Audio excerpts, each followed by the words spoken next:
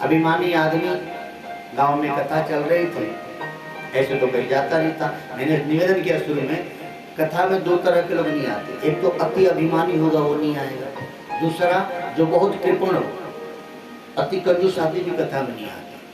बोले जाएंगे तो 1-2 रुपया खर्च होगा महाराज। ये अभिमानी आदमी भगवत कथा में पहुंचा तो जो आयोजक थे बोले भला आया, आओ आइए महाराज आइए बैठिए, आगे उसको जगह दे।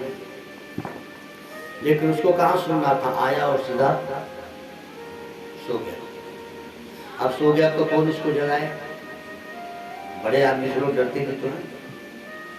जब आया तो आइए आइए बैठिए बैठिए किए, लेकिन बढ़िया गद्दा मिला,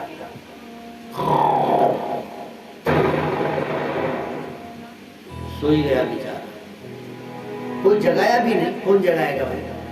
कथा पूरी हो गई, सब घर चले गए, व्यास जी भी घर चले गए, ये बंदा सो रहा है। अब वहां रुका कौन है? जिसकी बिछाट बिछी है। हिम्मत करते करते उसने जगाया कि साहब घर जाइए, कथा पूरी हो गई। बोले हाँ हाँ कथा अच्छी हुई। अब अच्छी क्या हुई तो सुना ही नहीं। आया घर, पत्नी ने कहा कथा सुन के आए? बोले हाँ कथा तो बड़ी अच्छी थी। और कथा क्या थी? बस आइए बैठिए जाइए, एक है। अरे बोले 3 घंटा में इतना ही सुने? बोले हाँ इतना ही हम सुने। गए तो कहे कि आइए आइए, बाद में कहे बैठिए बैठिए। हम सो गए थे तो बाद में एक ने उठा के कहा कि हजूर कथा खत्म हो गई, अब जाइए।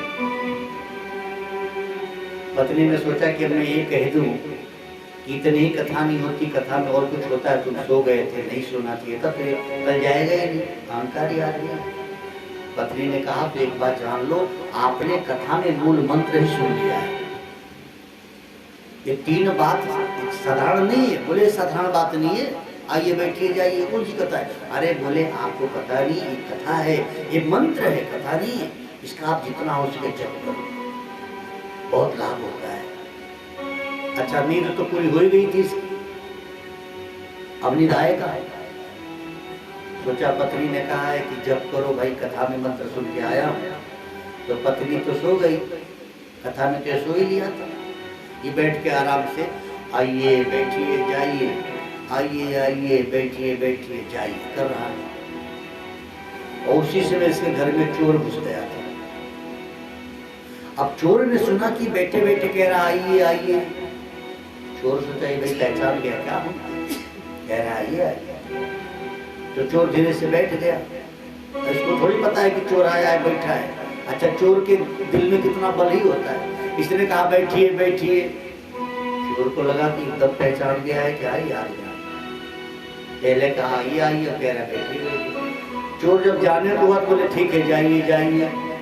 चोर को लगा कि पहचान गया है, हो सकता है कल पकड़वा ना दे हमको। आखिर पहचानेगा तभी तो कहेगा आइए आइए बैठिए बैठिए जाइए।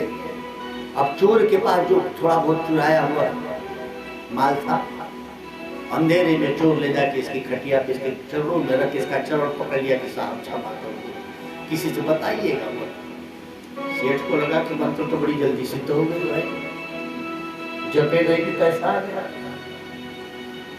अब चोर ने, सेठ ने जब लाइट जलाई तो देखा तो चोर पैर पकड़ा है। बोले किसी को कहिएगा मत, आप पहचान नहीं है। तो तुम हो कौन? बोले अब आप सब जान ही रहे तो क्या पूछ रहे? ये जान नहीं रहे चोर कौन है, लेकिन कहा था ये बैठिए जाइए तो उसको लगा कि पहचान गया है। बोले तुम हो कौन? बोले अब आप जान ही रहे तो क्या पूछ रहे हैं, बस जो है उतना दे दिया हूँ, किसी से कहिएगा। सेठ आदमी है, पैसा मिला तो कहे छोड़े, चोर तो चला गया। सेठ ने पत्नी को उठाया, बोले मेरी मंत्र तो बड़ी जल्दी सिद्ध हो गई, 2 घंटा जपने की लक्ष्मी आ गई। पत्नी ने कहा कि सोचो आप कथा में गए थे और कथा से बेवजह वाले 3 शब्द सुनकर आए और याद किए, उसका जप किए तो आपको धन मिल गया। जो कथा की मंत्र और श्लोक याद करके आके जप करे उसे भगवान को नहीं मिल जाए।